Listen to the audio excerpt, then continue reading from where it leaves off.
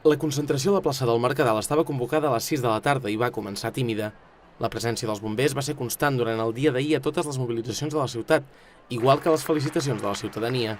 Entitats sobiranistes, representants de la pagesia i els grups municipals del PDeCAT, Esquerra Republicana, Ara Reus i CUP van llegir manifestos. Les entitats van criticar durament les càrregues desproporcionades que van deixar més de 840 ferits arreu de Catalunya. Van insistir en el fet que Policia Nacional i Guàrdia Civil van atacar sense miraments població pacífica i indefensa, que tampoc s'hi va tornar. Precisament en record dels ferits es va fer un minut de silenci durant el qual tota la plaça va emmudir i va alçar les mans.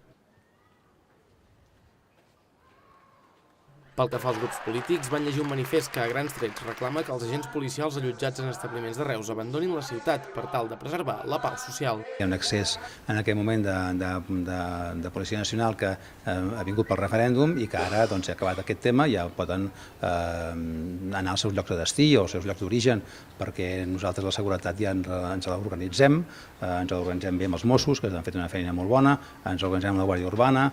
La marxa va arrencar en direcció al carrer Jesús per baixar per la Raval encapçalada pels bombers.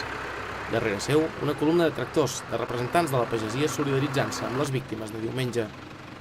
La concentració es va fer majoritàriament en silenci amb els braços alçats, representació de pacifisme.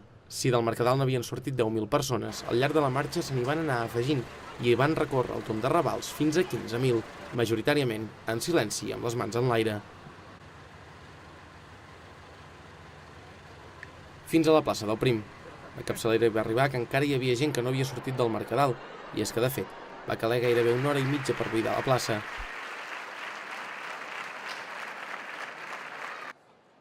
A la del Prim, la concentració es va dispersar, però encara s'hi van poder veure escenes del que reclamava la marxa, la resolució dels conflictes per la via pacífica.